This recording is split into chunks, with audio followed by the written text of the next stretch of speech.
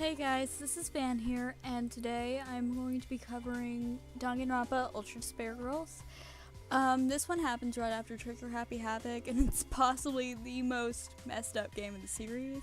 I'd also like to mention before I start this video, if you haven't seen my previous videos that are on the Danganronpa Despair arc, or on Danganronpa Trigger Happy Havoc, I'd suggest watching those before watching this video. And if you haven't played the Danganronpa games in general, or seen the show, I would recommend watching them because this will contain a lot of spoilers, as it is a summary video. So thank you and enjoy. It opens with the protagonist, Kamaru Naegi, Makoto Naegi's little sister, explaining that she's been locked up for a year and a half in an apartment building. She had seen the start of the biggest, most awful, most tragic event in human history, but was locked up before seeing what had become of the world, so she doesn't know anything about the killing game or anything like that. She is released and chased by Monokumas, who are running rampant in the city and killing the people of the town. She is rescued by Byakuya Togami, a survivor of the previous killing game, who gives her a hacking gun to protect herself with and tells her to run while he holds off the Monokumas. Kamaru manages to escape, but nobody will help her, and many end up killed. She quickly runs to the Future Foundation group, who say Byakuya is missing. Unfortunately, the three people who have come from Future Foundation are killed, and Kamaru is captured and taken to a hideout where she meets Nagito Komaeda, one of the Ultimate Despair whose hand is always hidden. He explains to her how to properly use the hacking gun and that she needs to keep the gun a secret so that she won't be killed. When Kamaru walks out, she is greeted by 5 little kids who attended Hope's Peak Elementary School, a branch of Hope's Peak Academy for young prodigies. Masaru Daimon, Little Ultimate PE, Jotaro Komori, Little Ultimate Arts and Crafts, Kotoko Itsugi, Little Ultimate Drama, Nagisa Shinjitsu, Little Ultimate Social Studies, and just Monica. No, not that one. This Monica, Little Ultimate Homeroom. They tell her they plan to build a paradise for kids by getting rid of the bad adults, and as cliche as it sounds, they have very good reasons for believing these adults are horrible people. Kamaru makes it known that while she is neither a kid nor an adult, she does not agree with their ideals. They put a bracelet on her that keeps her from leaving the city and then drop her down back into the city. There she meets Toko Fukawa, a survivor of the killing game of Hope's Peak Academy, who is there on a mission to save Byakuya Togami. On their way to find an escape, they meet Yuta Asahina, the younger brother of Aoi Asahina, who has the same bracelet as Kamaru. He says he is determined to escape, even if a bridge has collapsed, and jumps into the water, attempting to swim to the shore on the other side to contact Future Foundation to come and help. He makes it halfway until his bracelet begins to beep and explodes. Yuta is lost to sea, and the others can do nothing but watch. They run into Masaru Daimon, who attempts to stop them but doesn't know about their hacking gun due to Nagito's meddling. He is defeated and is taken away by a group of Monokuma kids. Monica holds a funeral for him, yet the other kids question if he is even dead, to which she lashes out. Nagisa becomes the new leader of the Warriors of Hope. Kamaru and Toko encounter a white Monokuma who says he is named Shirokuma and his AI is different from the other Monokumas. They rescue him and he leads them to a secret base where the surviving adults are hiding away. They learn that none of these adults have kids of their own and have no idea why kids are acting out all of a sudden, just that it happened ever since the kids showed up wearing Monokuma helmets. They meet Haiji Toa, the son of the CEO of the Toa Group, who own the city they are in, Toa City. After Toko mentions that she is part of Future Foundation, he promptly tells them to leave. They are confused, but they do as he says. Shirokuma tells them there is a place they can contact Future Foundation that the blocked signal cannot interfere with, and head to Tela Tower. They run into Fujisaki, father of Chihiro Fujisaki, a participant of the killing game. He is searching for a way to make the bracelets come off, since breaking them will make them explode immediately, he explains. He manages to get all the elevators to work, but is killed by a Monokuma. They meet Jotaro, who shows them adults he has captured and make them angry.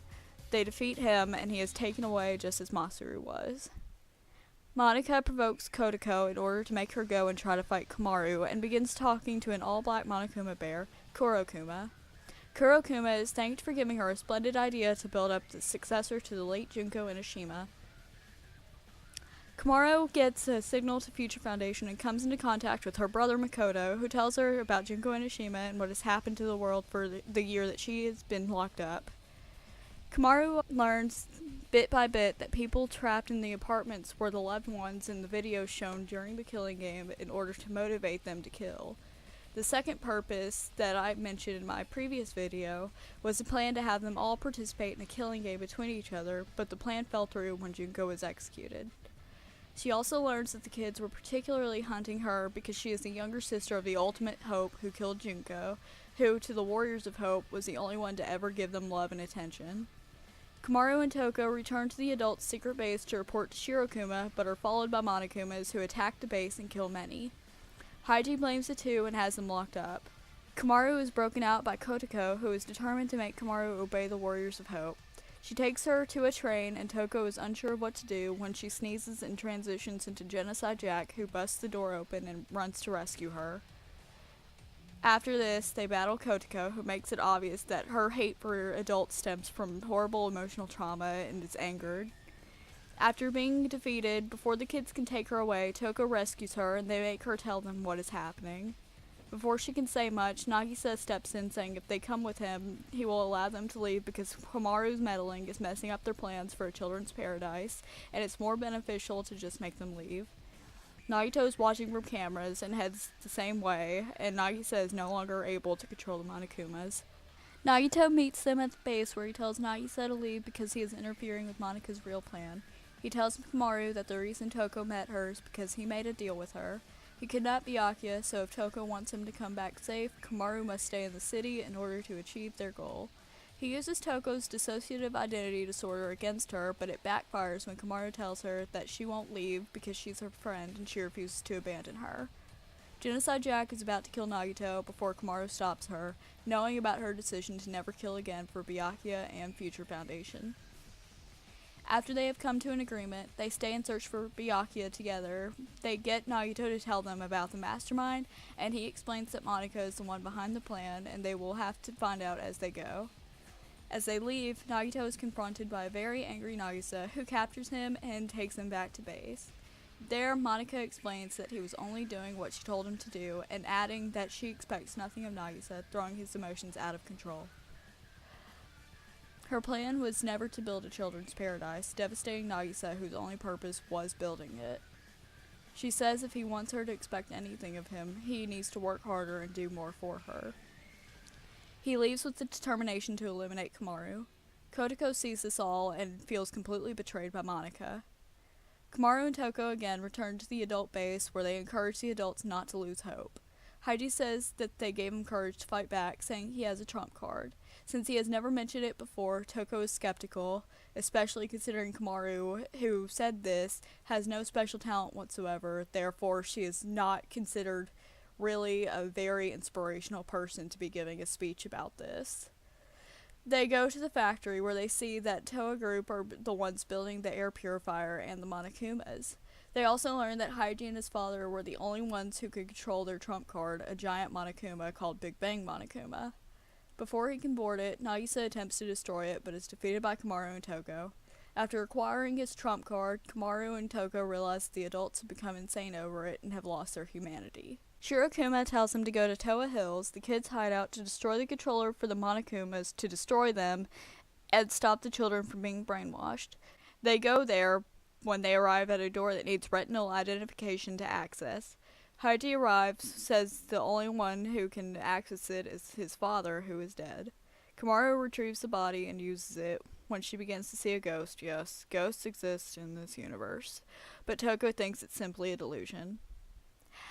The ghost of the CEO of Toa City, Haiji's father, tells him that he was killed by his daughter, Monika, shocking Komaru as Monika had never mentioned her last name.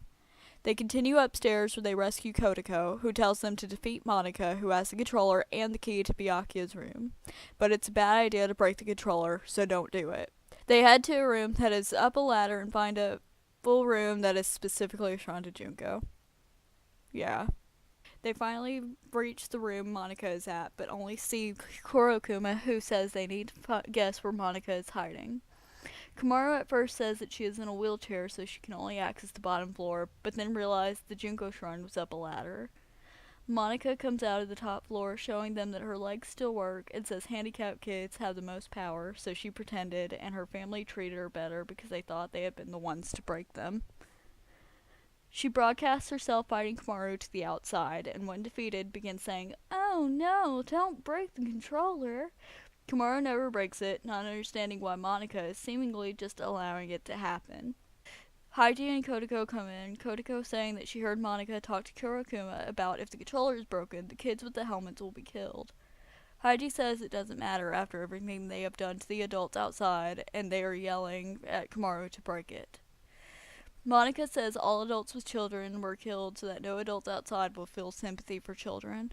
Now, this is a lot of information that's about to happen, so please bear with me as I explain it. Alright, so this all started when Monica convinced the Warriors of Hope to commit suicide with her.